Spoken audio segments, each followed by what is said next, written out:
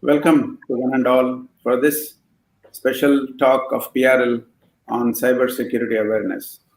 We all have heard of the statement, look before you leap, right from our childhood, wherein we are asked, to see what we are doing, a priori. I think in this present world where we are in the middle of internet with several softwares, malwares and applications that we have to keep on downloading day in and day out, we don't know what we are downloading. And in addition, probably things that are coming in which we don't intend or we don't want. So keeping this cybersecurity issue in mind, the talk today is entitled Think Before You Click. Okay, which will be delivered by our own Mr. Jigar Rawal of Computer Center of PRL. I hope that it will be useful and informative to all of us, and we can take cues from this and how to go about in our cyber life from day to day. To introduce the speaker formally, I will now call upon Dr. Bhushit Vaishnav, who is the head of the academic services of PRL. Bhushit, over to you. Yeah. Thank you, our Dean, Professor Pallam Raju. As Sir has rightly pointed out, that right now we are all living in a cyber or what we call the virtual world, and especially after the COVID-19 pandemic situation. And at this point of time, our kids are also playing a lot in this cyber space. And at this point of time, it is very important to gain this information and knowledge that what to do, what not to do on this cyberspace. And here is the talk arranged for the purpose. I also welcome the audience from our ISRO community who are joining us on YouTube. And with this, I formally introduce our Jigar Rawal, who is head of our computational services and information security officer. He did his BE in electronics and communication from the Bhavnagar University, Gujarat. He has 21 years of experience in the field of cybersecurity, Linux system, network administration, and high performance computing, HPC, what we know as. He has delivered several invited talks in various national and international conferences, workshops, colleges, as well as universities. He is a life member of Computer Society of India. He is an external member of Board of Studies in Computer Engineering as well as IT departments at some universities and colleges. He is presently team lead of ISRO DOS-wide cybersecurity mock drill vulnerability assessment task team. With this brief introduction, I invite Jigar Bhai to convey his message on this very important topic. Jigar Bhai. Thank you very much, Pallam sir, for encouraging words, and Bushit Bhai for a nice introduction. And I thank you all for being with us on a live YouTube channel.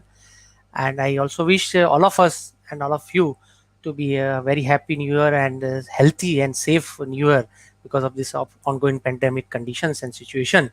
With that, I'll start my talk with the two lines at this which I have read it on WhatsApp. माना कि ये वक्त हमें बहुत सता रहा है, माना कि ये वक्त हमें बहुत सता रहा है, पर जीना कैसे है वो भी तो सिखा रहा है. So with these two lines, we'll now start our talk on a cybersecurity awareness. Internet, as we know, the backbone of our today's day-to-day life, where we use it for various our day-to-day applications like online e-payment, digital communications for various video conferencing, entertainment purpose, our education purpose. Nowadays we see because of the pandemic condition, all our classes and schools, colleges are going with the online educations, business, finance. So all this activity which we day to day use it over internet, and we are very much beneficial with that particular technology overall, which has really made our life very simple. Apart from all these things, the technology also brings the other aspects which is which we call it as a, we can say, about disadvantage of that particular technology, where we have to worry about the security aspects of the technology. So cybersecurity is very well concerned, and we have to be a little bit aware about the cybersecurity threats, how they are appeared on our day-to-day life, what are the mitigations steps, and this way we can reduce the cybersecurity threats or risk to our day-to-day life. And that is why the cybersecurity awareness talk is arranged. Before we further move to the detail about the cybersecurity, when we browse the internet for various activities, the web is generally divided, or we call it is in a three part. That one is surface wave, second one is deep wave, and third one is the dark wave. This dark wave, actually, we will discuss one by one. The surface wave, which we generally use it when we search using the Google, Yahoo, whatever the index pages, these are available on indexed by the particular system, they displayed the result, they are available on internet and we access it. That is called, we known it as a surface wave.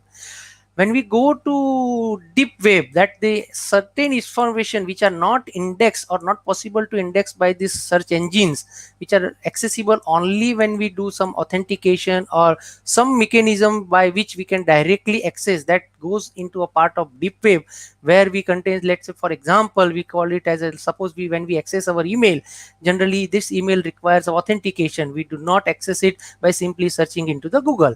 So 96% of web content estimated appears to be a part of the deep web and the dark web. So dark web, we generally call it, we can say that subset of even deep web, because these certain illegal informations which we generally see in a few slides later on, where the dark web word comes out, and we always have now read it into our daily newspaper that the credit card informations are available on a dark web. So these are all stolen information available for illegal purposes on this dark web. So this is the overall activity of the our internet ocean, where the data resides, and we defined it into three aspects. Before moving forwards, the certain few security facts which we should also be aware. The study of University Maryland shows that the hacker attacks every 39 seconds, which means average 2200 times a day the attacks are happening. We are all know about the Internet of Things, the connected devices, the connected world, the smart cities. The Gartner forecast shows that 25 billion connected things will be in use by 2021. So at the same time, when this large number of devices will be when on internet, at the same time we have to be worried about the security of that particular devices. Also, generally we observe that whenever we plug the PC or when we connect our device to the internet, within 5 minutes the device get attacked. That's a survey, or the result shows that.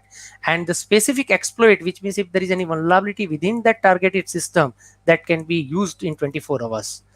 If we see the overall Indian perspective of India, the computer emergency response team has reported this number of attacks like 49,000, 50,000 respectively for the 2015 onwards to till August 2020. And if we see the numbers, they are all growing year and years. And if we see the recently in the pandemic conditions, the India sees 37% increase in the data breaches within quarter 1 of 2020 compared to the 2019. So looking into this security facts, we should also be well aware that we have to follow certain rules and certain concerned about cybersecurity. The recent another survey report shows that the majority of the cyber attacks, which covers the phishing attack, denial of service attack, and this new trends which we normally observe is the attack on the video conference system, is this all because of the current pandemic condition. And the one of the survey results shows that the India has the highest number in terms of the percentage of 70% of attack happened into the video conference system.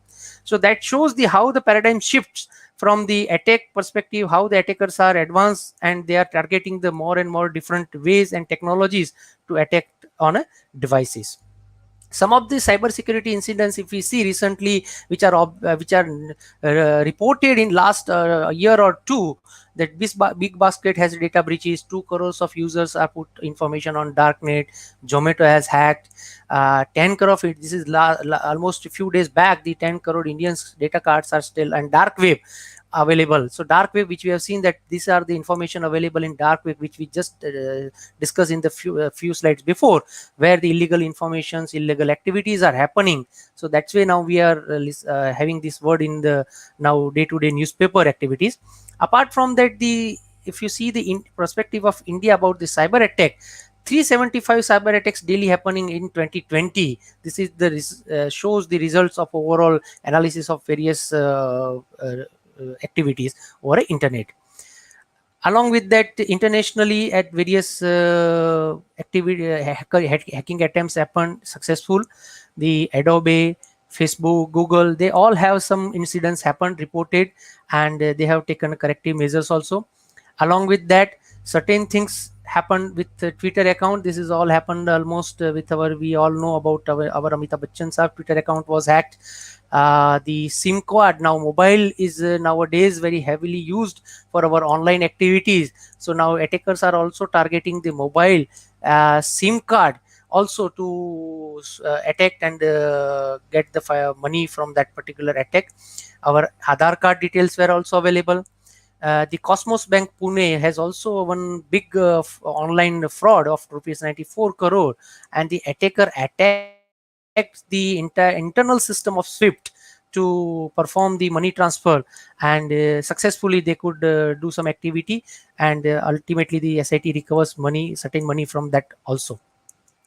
If we see the threat evolution, because these are all attacks which are happening and day to day we are reading into our various newspaper and the various online websites, the initial activity which we starts when the initial internet was there, 1987, from Morris worm to password sweeping, IP spoofing, denial of service, email borne attack, worms, virus, phishing attack starts.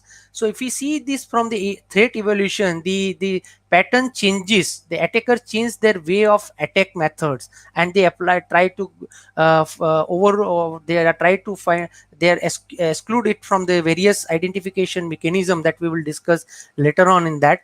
And recently we have heard the ransomware attack, which we will also see in a few next slides. Before we move forward, we generally feel that why user is also equally responsible. So when we see the cybersecurity pillars, there are three main things which create the cybersecurity in a holistic manner. One is the technology. Technology is available. We have antivirus, we have firewall, we have intrusion detection system, intrusion prevention system.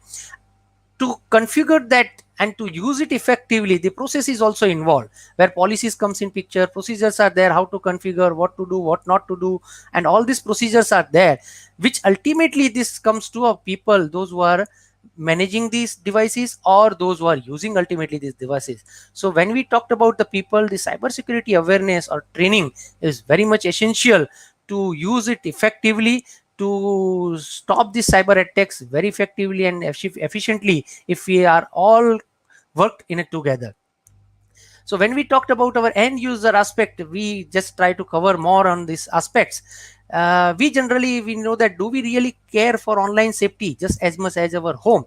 We generally go out from our home, we generally try to lock it, and we try to safeguard our home. At the same way, we have to also follow now online safety measures.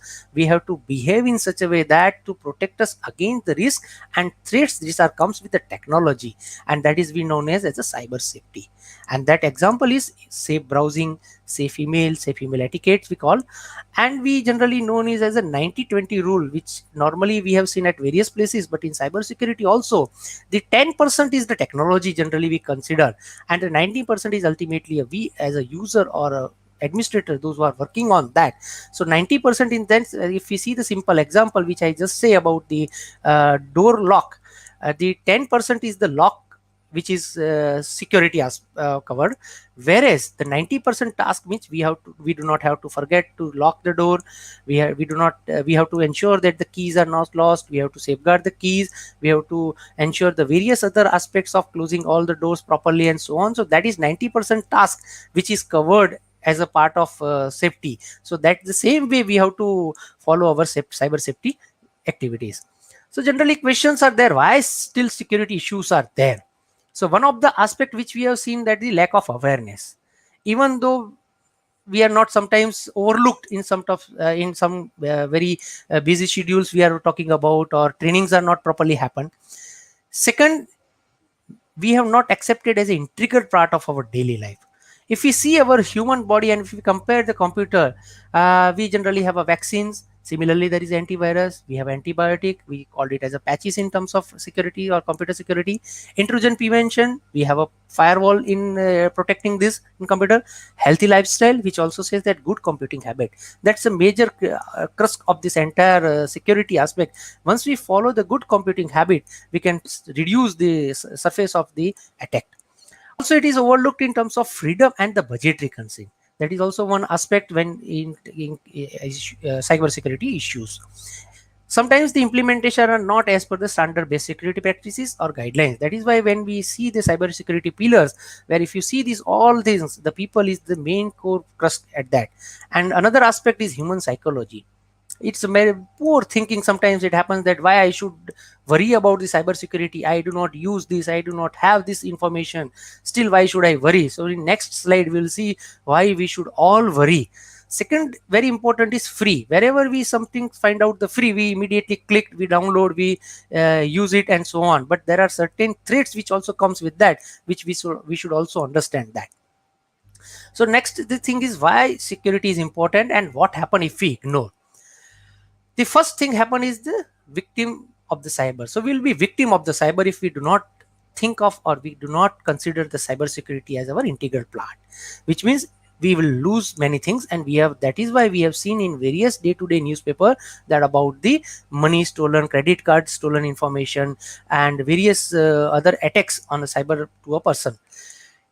If we do not say, okay, I do not have anything to be that, but still you will be the source of cybercrime, which means hacker will use you to attack on someone else, even though we do not have anything. So in any condition, we have to be the victim of that particular cybersecurity attack. So that is why we should all worry about the cybersecurity. Now we'll try to understand why security or how security attacks are attempted, or how they are attacking on our system or our servers or our day-to-day life. So when we see the overall cybersecurity kill chain, that is in technology thing, which is known as a cybersecurity kill chain. But as a for end users perspective, we will simply summarize so that we can easily understand that they will first try to identify the target based on their motive or their objective.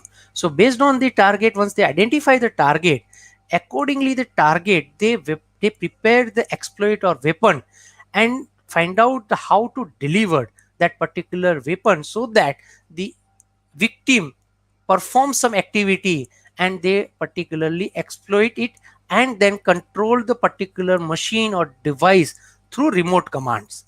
So when we talked about the delivery happens through by email, which is a phishing email, maybe a USB disk, USB drive.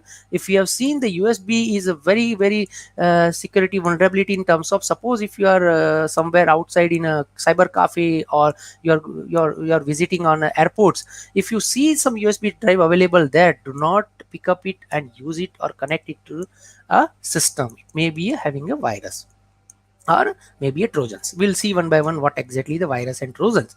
Now when we talked about the attackers, what are the motives for them? One of the motive which is financial things. Second, political state attack or so on, which we have also seen sometimes in a newspaper. Fame and the grievances, maybe grievances with the organization by internal employee, or after leaving that become external employees.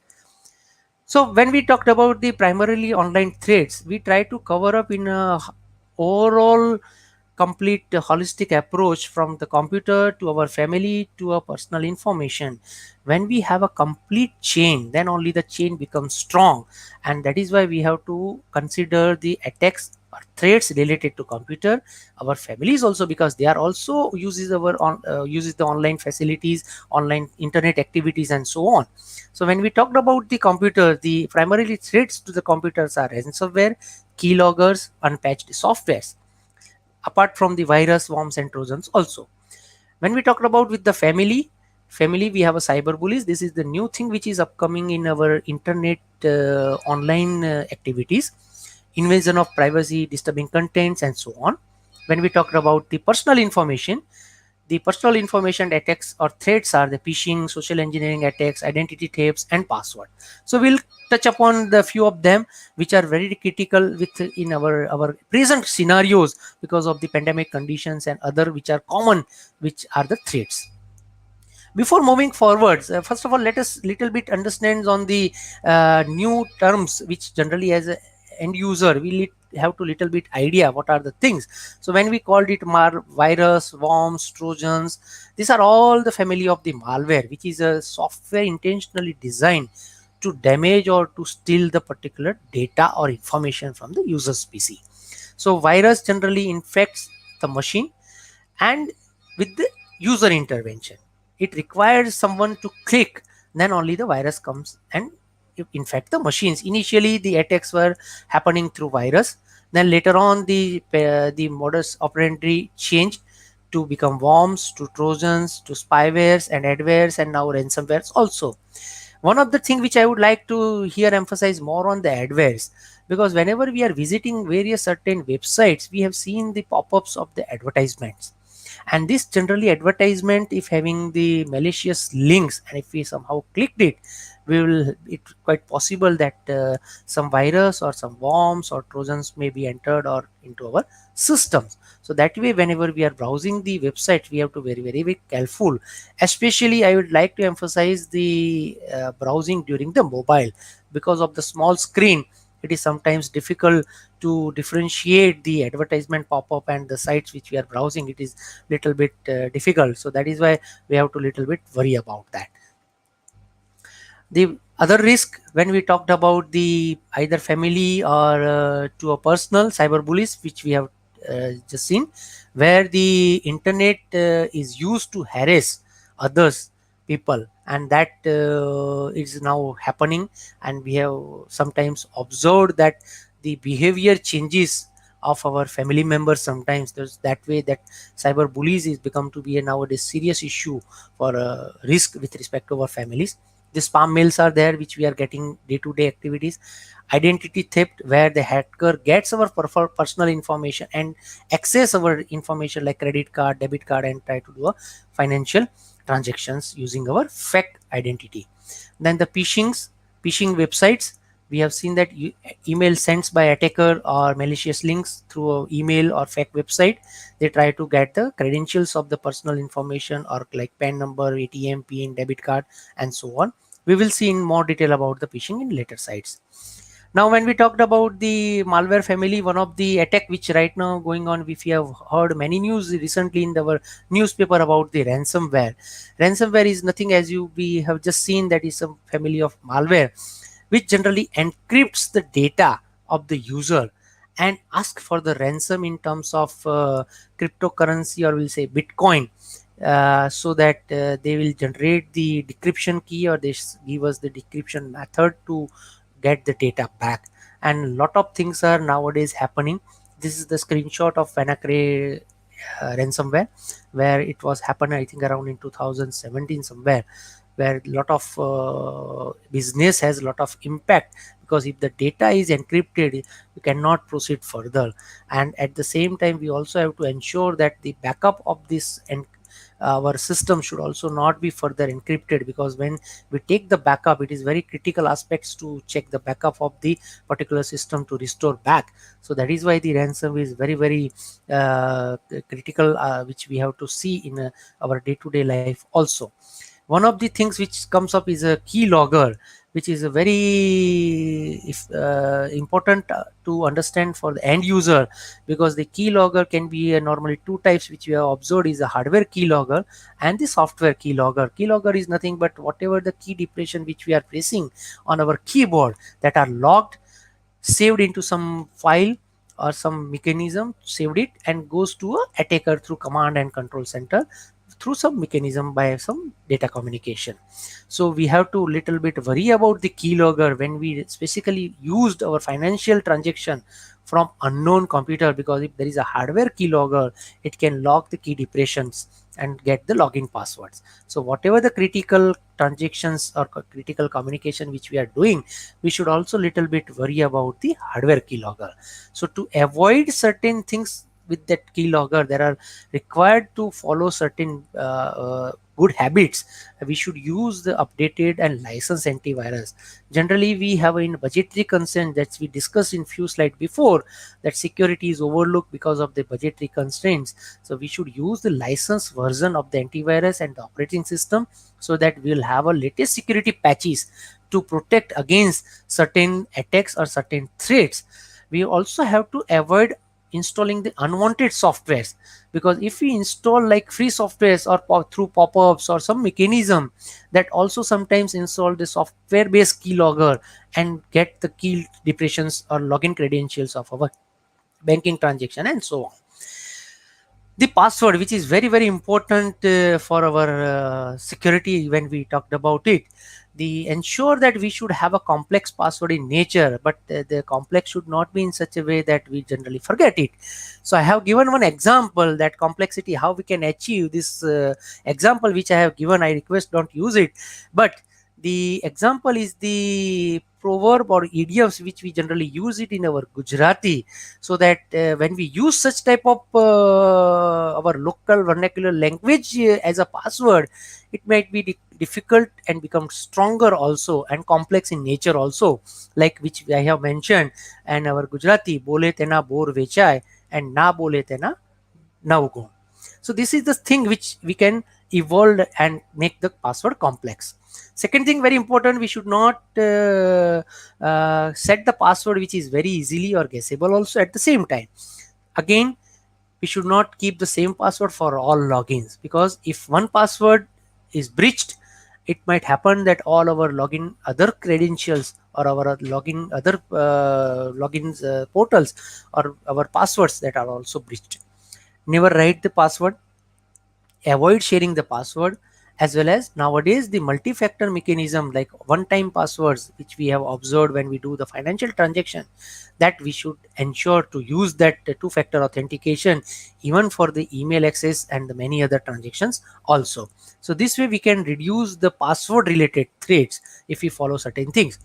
Now when we talked about the phishing email, here we have given one example. In our day-to-day life we might have received such mail which covers that the warning that verify your email and so on, where the when we see the actual sender which shows different thing, two is different, but when we simply hover the mouse, the actual sender address which we can see is different, right? So in that way we should understand before proceeding all the clicks and downloading any attachment, we have to first read the email from address to address. We have to hover the mouse if it is not possible to read the particular email address in detail. Generally, which we have observed that when we access the email in a mobile, we generally do not click to read actually the complete from address or actual from address, and we somehow clicked on a link which already given as a phishing link.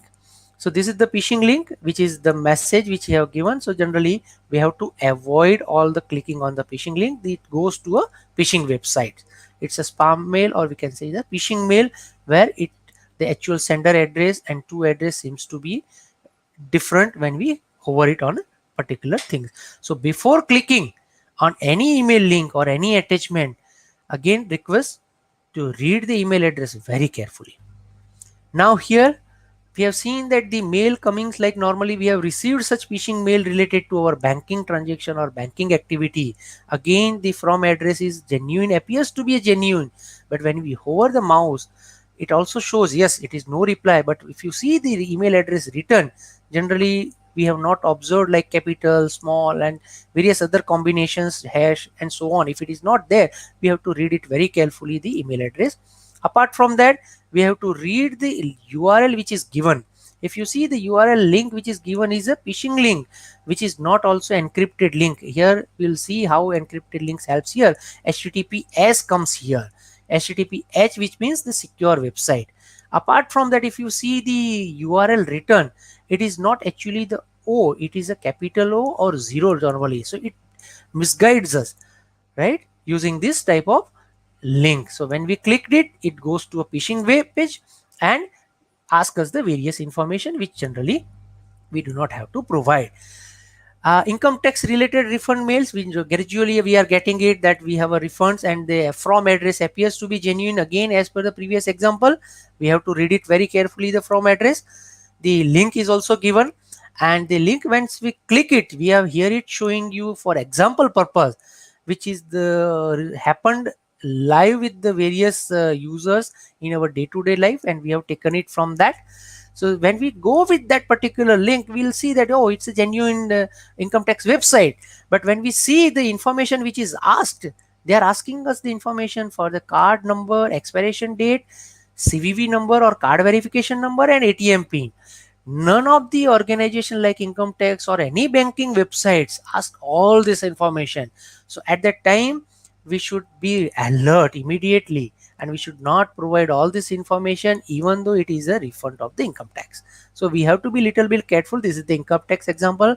The attacker may change the pattern also. It may be a different link, it may be a different method to get the information. So that is the one request, that we should not share our personal information like credit card and debit card number, banking transactions, PIN number, ATM, and CVV.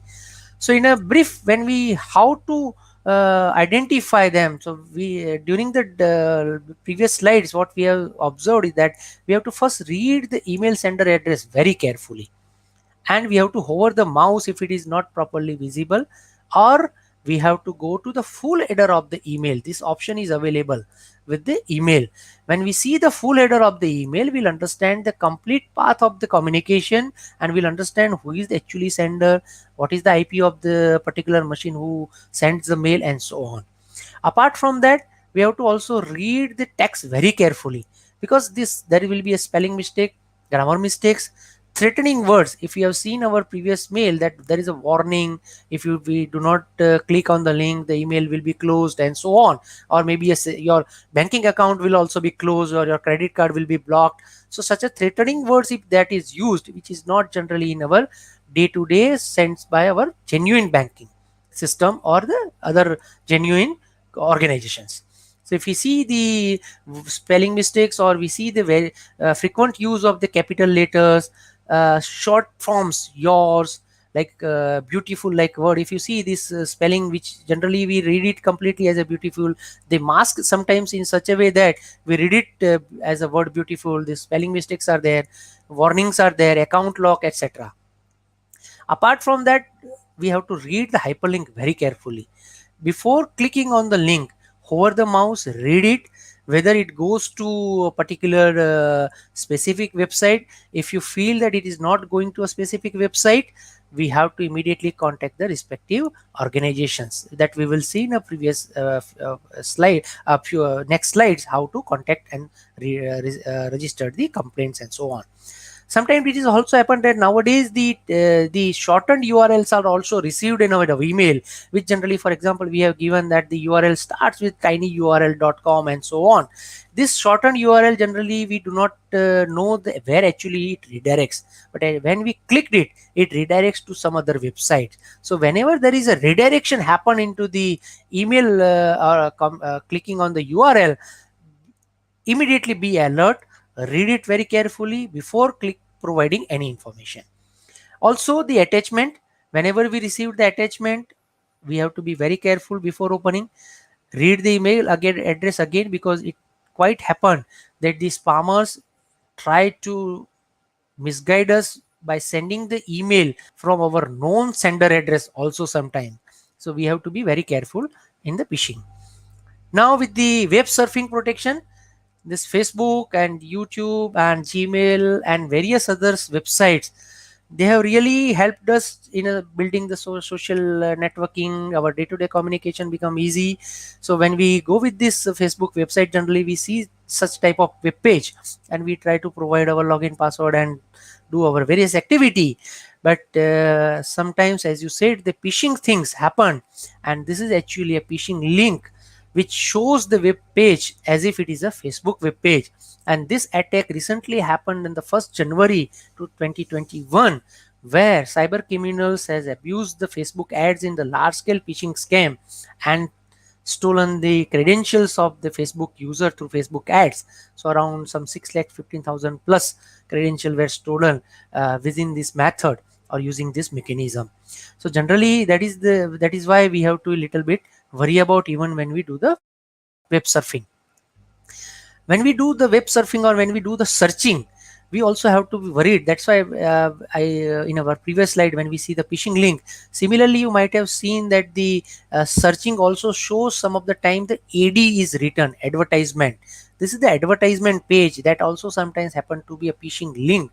So whenever you received whenever you wish to contact like some customer care or some organization's contact detail, and when you find out that details are available in an advertisement form of web page, like AD is written and before that particular search result, at the time we please be careful. Do not click on that, do not contact on that advertisement page number.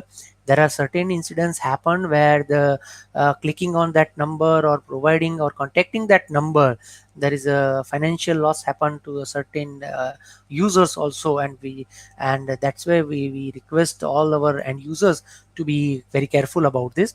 This is again one web page where ads are injected with some malware for certain Xbox related attack which happened recently, where the Google search shows the free downloads of that particular software or gaming tool or this thing, where users were linked and phishing things happened and malware were installed on the users devices. So during the web surfing, the some of the guideline which or some of the tips which you'd like to provide is that always use the private browsing mode for the critical or important transaction work. Ensure that the phishing and the malware protection feature of the browser is enabled. Nowadays it is already by default enabled, but if by chance if it is not there, please ensure by going into your browser that the phishing protection mechanism is on in the browser. I have shown here the for example purpose for the Firefox browser, this phishing mechanism is there. So whenever it goes to a phishing website, the browser itself goes to database. If the website or link or URL is registered there, immediately it shows you the error message about the phishing link and suggest not to proceed further. Again, always you read the URL over the mouse before clicking on the button. Enable web filter feature of antivirus. Whatever nowadays the genuine antivirus softwares, they have a feature for web filtering also. So whenever we visit certain malicious websites or malware website, immediately the antivirus also have the protection mechanism to protect us. Never activate save password feature in the browser, because if any vulnerability of the browser, this information will also goes out. So never use this feature. Never use unsecure or open Wi-Fi connection. Generally that is why the whenever the free things are available, we immediately try to use that particular service, but that also sniff the data in between, because we do not know that that attack mechanism which we normally knows in a man in middle attack. So that way the unsecure or open Wi-Fi connection should not be used. The another method which nowadays are happening and we are all witness about all this is a called a phishing attack, where it is a social engineering technique to gain the access of the personal or private information from the consumer or user using the telephonic network. So we might have received a call that the please provide your ATM number or Aadhaar number or PAN number. Please do not provide to all the information over a phone call. The none of the genuine organization asks this information. If you received such a call and asking such information, either you do not provide or contact the respective organization for the more clarification. Never give your personal information through even SMS also. So in our next example, we'll see that how the through SMS also we received such links. This is the live example happened which I kept it for my own mobile number, where I received this type of phishing attempt SMS, where the Paytm payment of received amount and they click on the link. I was actually alerted at the time because I do not use Paytm. I know that, or even if I use that Paytm, I know that I have not done certain transaction which gives me such this type of ransom or a good amount of 5,500. So we have to be little bit alerted at the time when somebody is giving some amount which is without doing any task from our side. So we be careful in responding the unknown number. Never give our OTP, ATM, or any other pin numbers by even by means of clicking on the link or by SMS. Never click on URL, because if you see the URL here, it is again as per our previous slides, it is a plain text URL. The URL is also in a different form which is not known. If you click it, it goes to a redirect to a maybe a malware website. Always contact back to our respective organization, because whenever you receive such things, please be alert and immediately contact it before going any further clicking on that URLs. Now we will move to a smartphone risk, because the smartphone nowadays is very widely used for our all day-to-day communication, email, our contact informations are there, our email addresses are there, our calendar informations are there. Even sometimes we have the financial information on our mobile also, and the risk associated when we compare with that particular all the respective information, these are all mentioned. If we see the when we have a calling features, there is a social engineering. When we have a location, there is a tracking.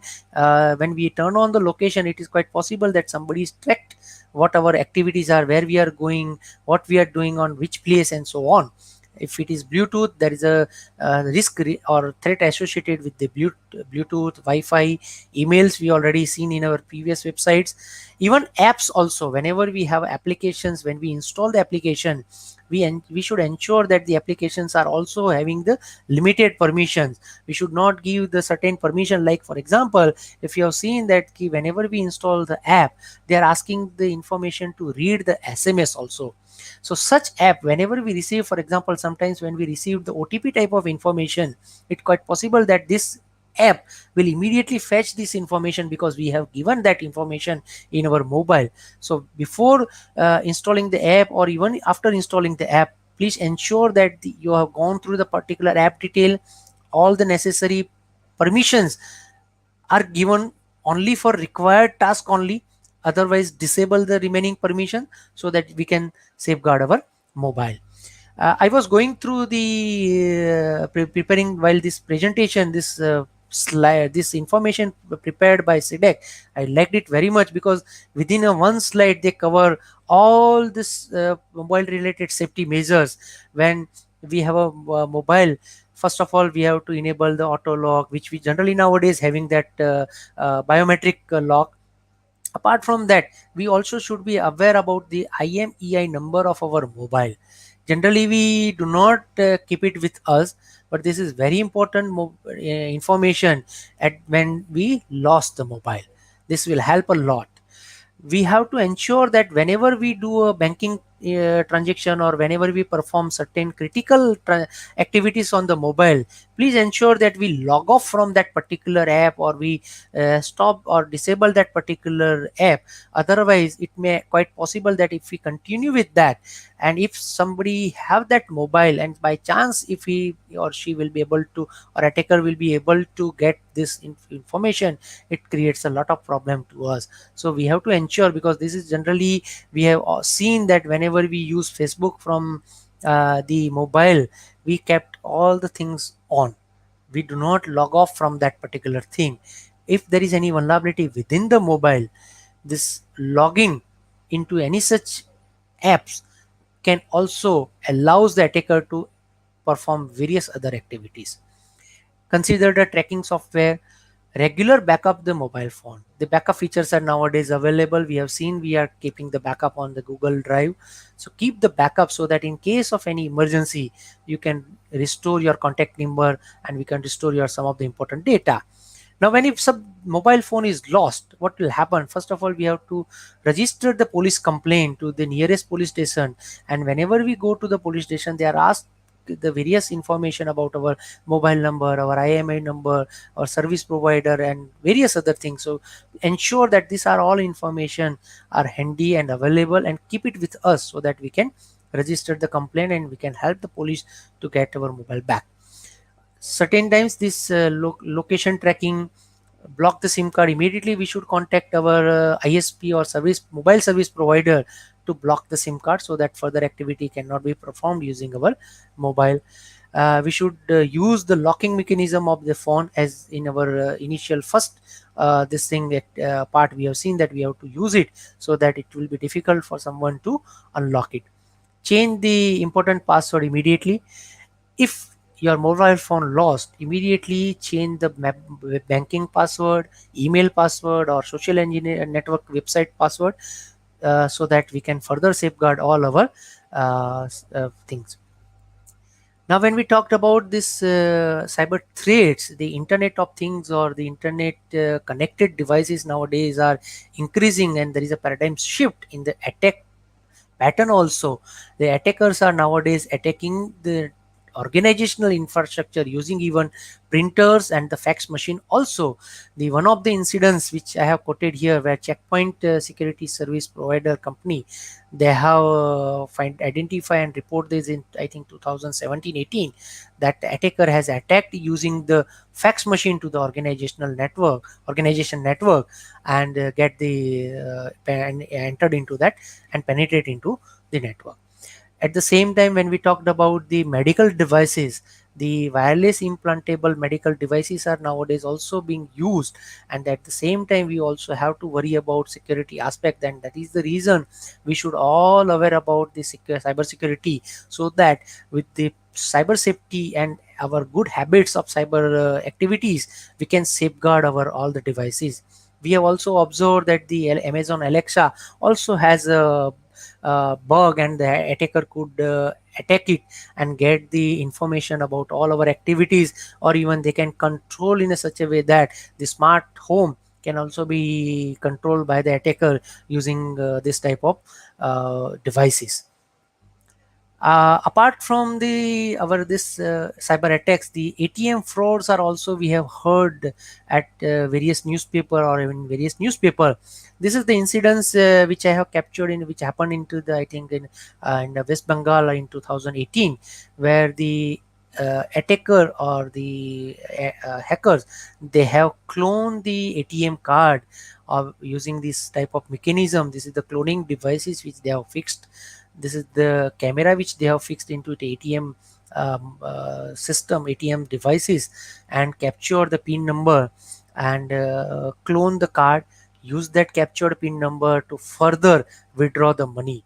After this incidents reported in police, the police has taken various actions, and the banking has also started various actions. So whenever we use our ATM card or credit card at various places, please ensure or check whether such devices are there or not. Apart from that, when we use our debit card, the one of the important number which we have seen is the card verification number, CVV value, which is the backside of our ATM or debit card, either 3 digit or 4 digit number, which we also have to mask it or hide it from the visibility. We should not make it visible, so that in case of any theft, this CVV number can also be used for various transaction purpose. So we ensure that we are also make the number hidden or invisible. When we do the net banking activities, there are certain tips for the net banking security. As we earlier said, never use the open or free network. Change our password or PIN number periodically. Always use our multi-factor authentication. Whenever we use any browser or any browser, we have to use the fresh browser with the private mode.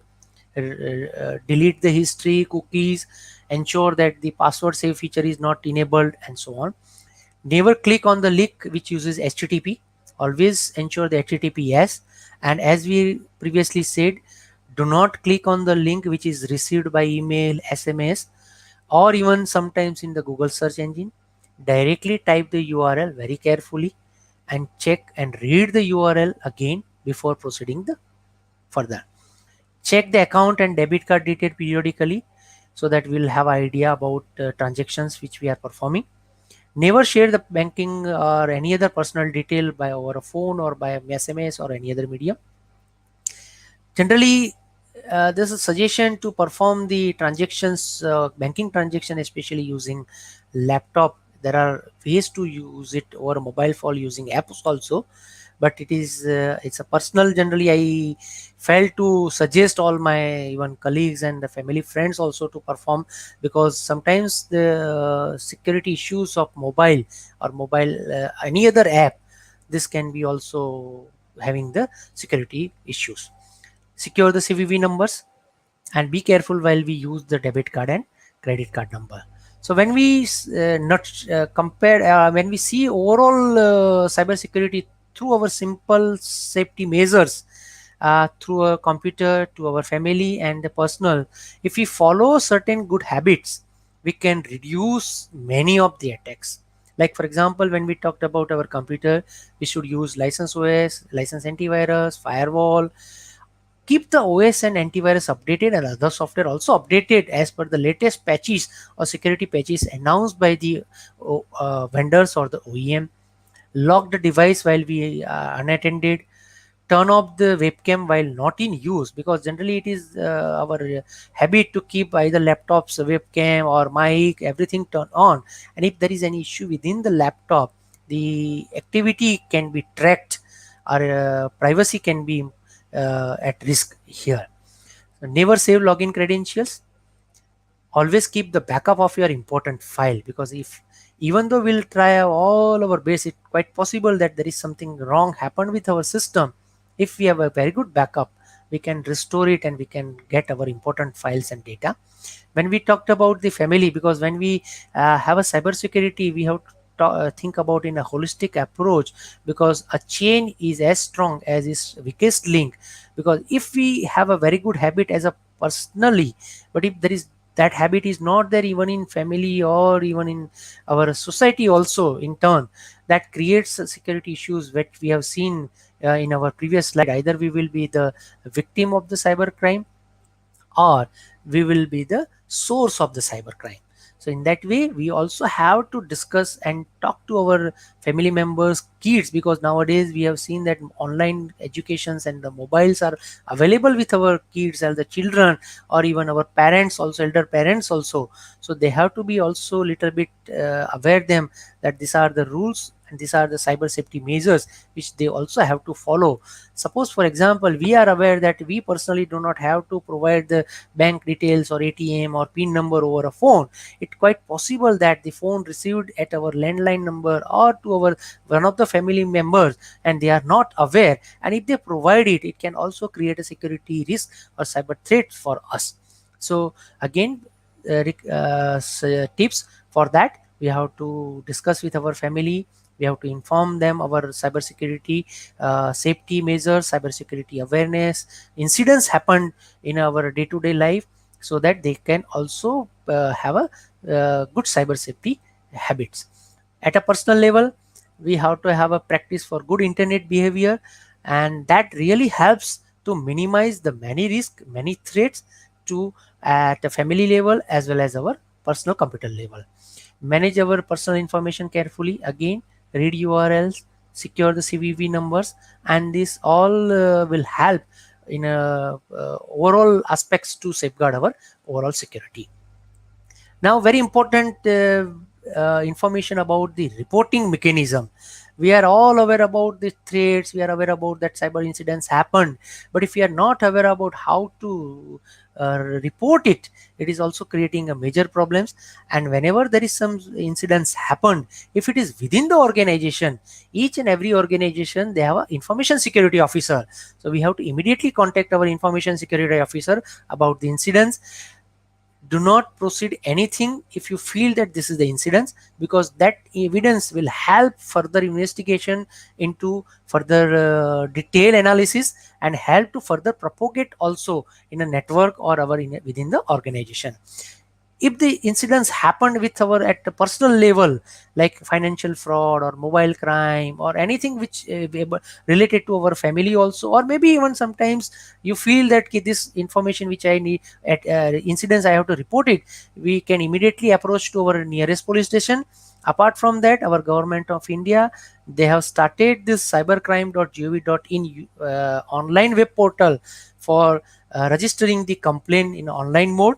And recommend and suggest all our users, all our viewers also at the time, to visit this website at least one, read the information are related to, especially when we go for the registering the complaint, what are the procedures, what are the information which we have to capture first before registering the complaint also, and many other details are available. Contact numbers are also given on that particular website. So this is also a very good initiative, and this helps a lot to report the incidents. So in a nutshell, all about this internet activity, if we see, we are very much loaded or having the so much information day by day, that there is a quote which nicely says that we are losing our common sense. If we see, we try to overlook certain aspects of security in terms of having a lot of information, we try to forget sometimes. And the best defense over a cyber security is a common sense. We have to be little bit vigilant and aware. If we are all that way aware, we'll be able to reduce many cyber threats. And that's practical experience or practical way when we trained our various users and aware them all this activity, and we have observed that they are able to reduce the particular cyber threats. So yeah, cyber security is a shared responsibility. uh, Take the time, care every day to protect ourselves, or you also will say ourselves, our family, organizations, internal cyber safe best practices. Because when we all are having the cyber security awareness and we are trying to have a best practices, that will really strengthen our overall cyber security postures. So with this, I would like to acknowledge and our about this our director sir Anil Bardwaj sir, our Pallam Rajuddin PRL sir, Dikshit Tullu sir registrar, our Rajiv Chetwani sahab, director DSM ISRO HQ, RD Deshpande sir, Brushit Vaishnav sir, Dr. Varun Shil, Dr. Namit Mahajan, Dr. Amit Bhattacharya, Dr. Angom, and my mentors and those who have built me overall this in my career and personally as well as in organizational aspects. Professor VB Shivre, Mr. Gigi Dolakia, Dr. Harish Bhatt, Mr. DV Subedar, Mr. Edi Bobra, Mr. PS Shah, and yes, my colleagues starting from Samuel to Virendra and so on. There are many colleagues. They have really helped me in preparing all the slides, my knowledge, my experience. So not but least all the colleagues and friends, I'd like to thank all of them, those who have provided me help directly and indirectly. These are the resources, and thank you very much everyone, and have a cyber safe years and follow the cyber safety safe good computing habit. Thank you very much. Thank you, Jigar bhai, for a very informative talk. And we have received so many comments from our audience that they found it very informative and very useful. There are Thank, several thank questions, and before we take the questions, one general information for the viewers is that yes, this talk will be available on YouTube, yes, and sir. there are requests to share the slides. That I don't know. That Jigar bhai can tell whether the Sir, slides the will be shared. slides, yes, I would like to share with that the slides which I have prepared. If you have seen, I have provided all the source information within the slides also. Yes, we'll be able to share the slide.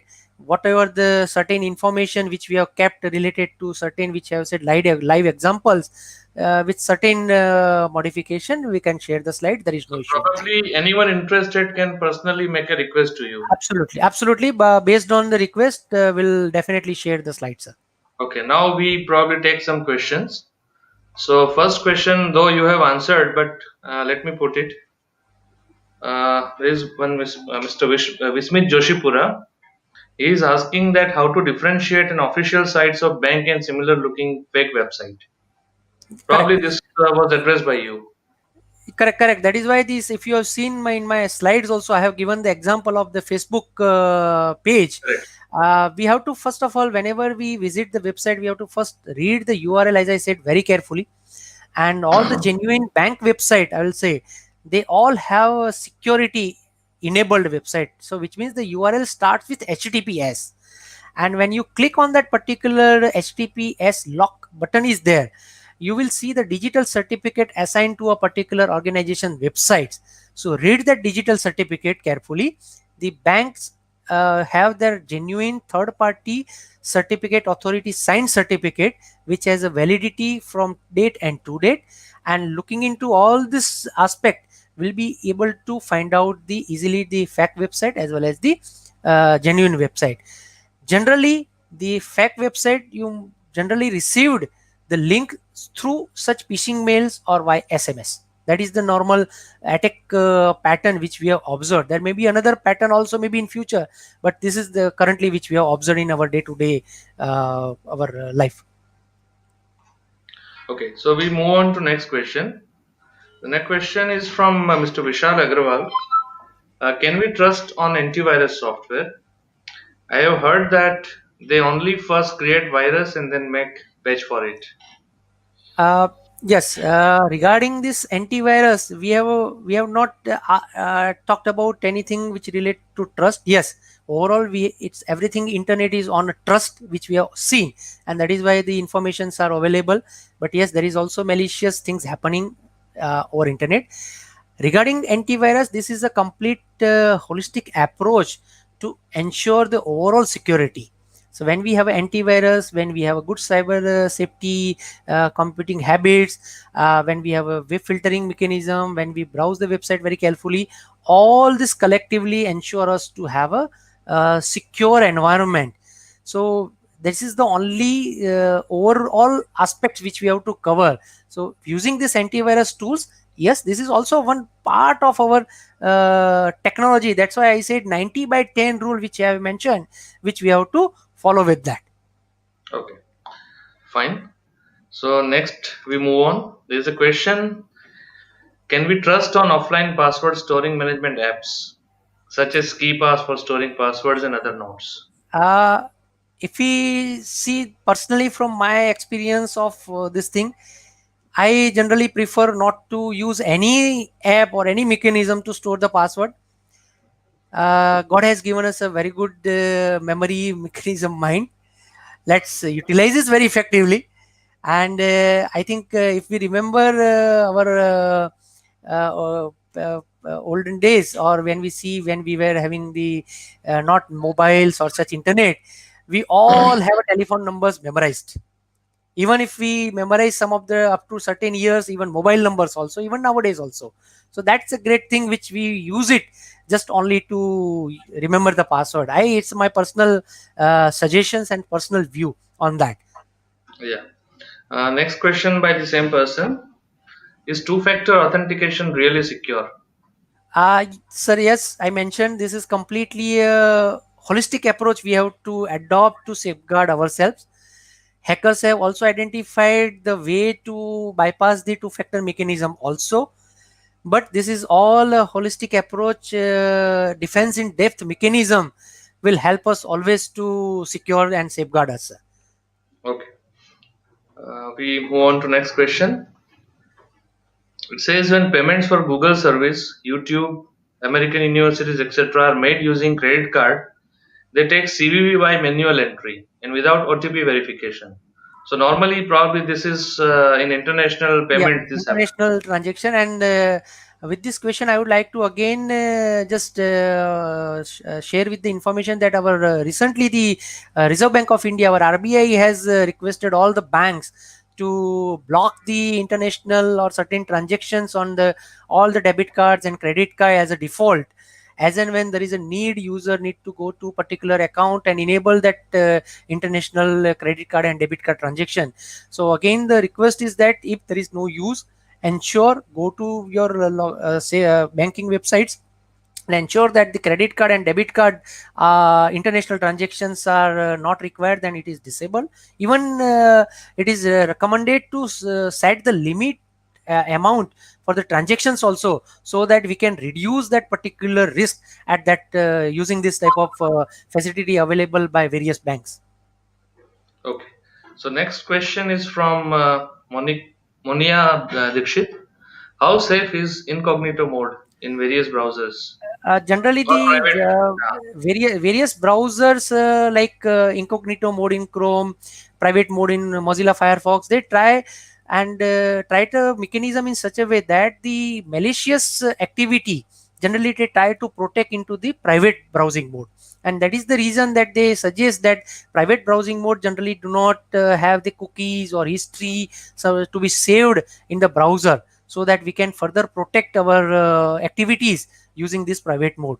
Yes, there may be a certain incidents where the private modes also have a lot of issues, but the developers, they are also fixing accordingly and try to help us in providing the secure way of browsing also.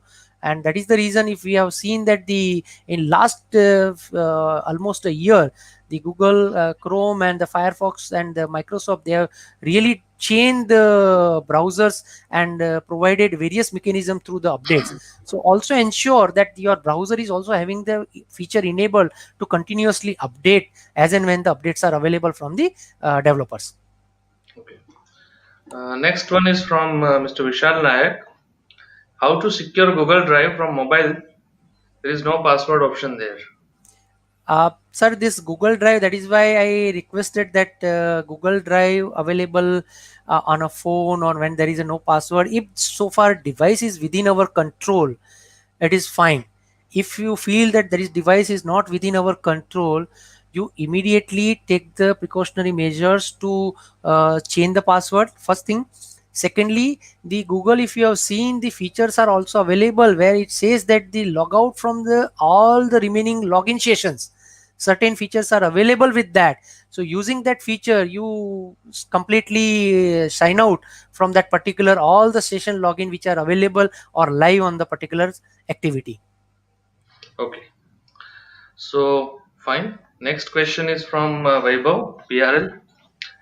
I would like to know whether it is safe to open shortened links in incognito or private browsing modes.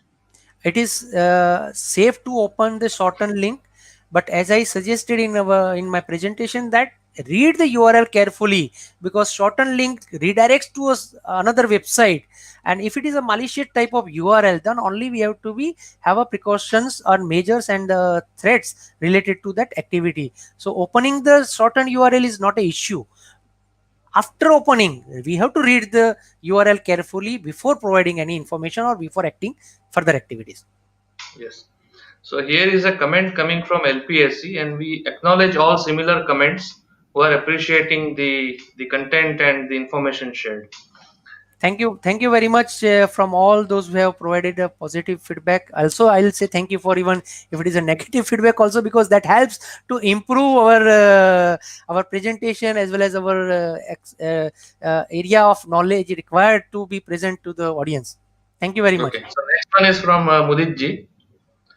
Some of the necessary official services, e-procurement, etc., ask to lower the security setting of web browser or a browser. So what is the way out?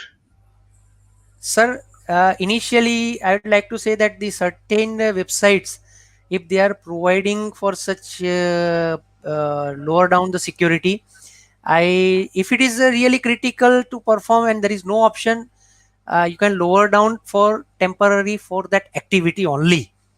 Later on, after the activity is over, you can further restore your default setting, which is the highest, or strengthen the security aspect, security setting.